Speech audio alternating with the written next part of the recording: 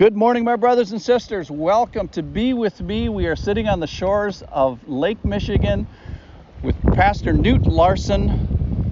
And Knute, I want to talk to you this morning about something that you're known for, which is minute spots. Tell me what they are and tell the people historically what they were when you were in Akron, Ohio. It's just because I like to talk short.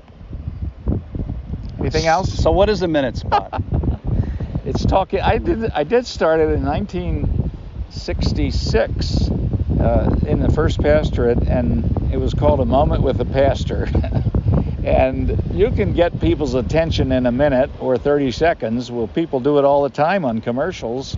You bought that product yesterday at the store because you saw something for a minute. And also you can show a mood. You mean to tell me you started this in Ashland, Ohio? On radio, yes. So, Mike, I've been around a long time. Wow. So this started in 1966 on the radio. Correct. And what was the idea behind it? Was it really a minute? It was exactly a minute. I can talk a minute and win a bet with you if you like. So how did it go to video then? Well, when we moved to Akron, some wonderful men, they happened to be men who were really good at that area, said, why don't we do those things on the TV? Grant Erickson had been the head of communications and a bunch of things at Goodyear, was retiring soon, and I'm just so grateful. Wow. Because what they see on TV sometimes, or now on Facebook and other places, is somebody pleading with them to give money or trust Christ instead of somebody they'd listen to for a minute. So would you describe this as a side door to the church? I've heard that phrase used before. Absolutely. Side door means it's not Sunday morning, and they might think, and we took some surveys, some people, because you didn't get pushy and because you seem like an okay person, forgive me for complimenting myself, but that was a strategy. We are not going to push people. They're going to do what they want anyway. So it was to try to be a friend to people and invite them to consider the Lord.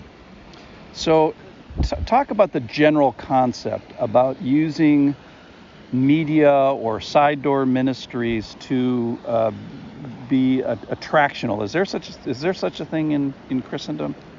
Well, we're really called a media generation, and of course now it's Facebook, and I can't even name them all. There's so many ways. There are many attractive ways to get toward people, many channels to touch young people to think again. Don't go that way, but especially you're talking in good ways about who Jesus Christ is. I mean, he made the worlds. Hello. He conquered the grave. We ought to be able to talk about him with a normal voice and a kind spirit. You spoke about young people and reaching young people. Do you think that the radio spots that you did in Ashland and the minute spots, video spots that you did in Akron, that they particularly addressed that demographic? No, I don't think there was anything age about it.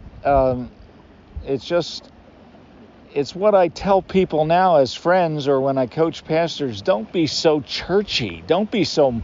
You sound mean when you talk about Jesus. We're talking about something very good. I know we're talking about sin too, but that's not the first thing you say to somebody. And look at creation. Look at what we see sitting here. The Lord who made this invites us to love him and to obey him. So how can you get something, we're looking at creation, which is a fingerprint of God. How can that be communicated in 59 seconds, either audibly or visually, in a way? What could you hope to accomplish in that period of time? To make them want to think about it more, to make them want to visit the church and see what goes on there, to make them want to think, my life is pretty shallow. I don't ever think about the two big things of God, Mike, creation and salvation. And in some schools, you're not allowed to talk about either of them. That's crazy. Yeah. And some people never talk about it at home. That's crazy.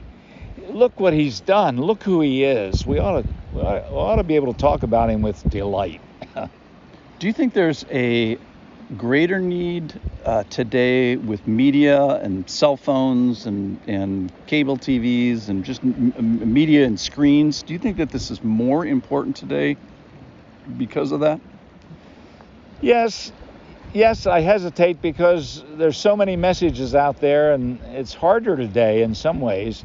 It's especially important that Christians have a little nerve and a little love and say something or ask questions, and don't just, if you see a new baby, don't just say, he looks just like his mother or his father.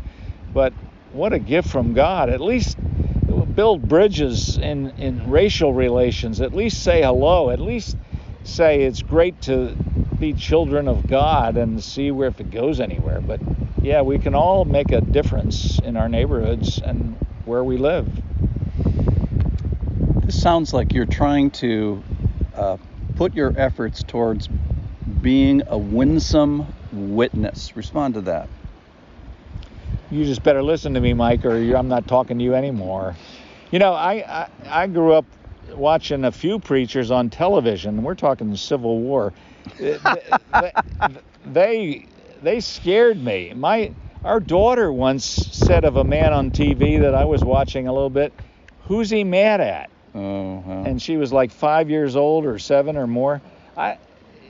We all represent Christ, no question. The man in the pulpit does a little more than others, a lot more than others sometimes. But boy, we all got to have a mood of grace and love. God is. When God first described himself, Exodus 34, it wasn't mean. He's loving and wanting to forgive. Yeah, steadfast.